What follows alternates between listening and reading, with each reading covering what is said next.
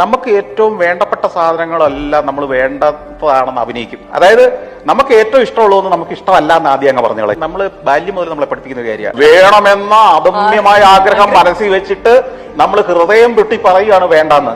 സെക്സിന്റെ കാര്യത്തിൽ മലയാളി ഇത് തന്നെ. ഉള്ളിന്റെ ഉള്ളിൽ അമിതമായ ആഗ്രഹത്തിലിരിക്കുകയും എന്നാൽ വേറൊരുത്തരെങ്ങാനും ഇത് അനുഭവിച്ചു എന്നറിഞ്ഞാൽ അവന് നേരെയുള്ള രോഷം പൊട്ടി ഒഴുകി നമ്മുടെ ആ വേദനയെല്ലാം അവിടെ അങ്ങ് തീർക്കും. ഇതേ ഉള്ളൂ നമ്മള്. ദൈവവിശ്വാസിയാണെങ്കിൽ പ്രപഞ്ച സൃഷ്ടാവ് രാവും പകലും ഉണ്ടാക്കിയിരിക്കുന്നത് ഇങ്ങനെയുള്ളവർക്ക് വേണ്ടിയിട്ട് കൂടിയാണ്. അവർക്ക് രാത്രി ഉണ്ടല്ലോ, ആരും കാണുന്നില്ല. അതിൽ ചാടിക്കോ എന്നാ പറയുന്നത്. പകല് നിങ്ങൾ ഡീസന്റ് ആയിട്ട് നടക്കും, എന്നിട്ട് രാത്രി നിങ്ങൾക്ക് ഇഷ്ടമുള്ള പോലെ ജീവിക്കും. അതായപ്പോ അവരോട് എനിക്ക് പറയാനുള്ള മറുപടി ഉള്ളൂ. ഈ ലൈംഗിക ദാരിദ്ര്യം ഭയങ്കര നമ്മുടെ നാട്ടിൽ, അത് പറയാതിരിക്കാൻ പറ്റില്ല. ഒരാണും പെണ്ണും ഒരുമിച്ചിരുന്നാൽ പോലും പ്രശ്നം. എന്തിന് ഒരു മൃഗം പോലും അവര് പോലും ലൈംഗിക ബന്ധത്തിൽ ഏർപ്പെടുക ചെയ്യുന്ന കണ്ടാൽ നമ്മൾ കല്ല് പിറക്കി എറിയുന്ന ഒരു സംഭവമാണ് നമ്മുടെ നാട്ടിൽ. നമ്മളൊക്കെ രാത്രിയിലെ യാത്രക്കാരല്ലേ.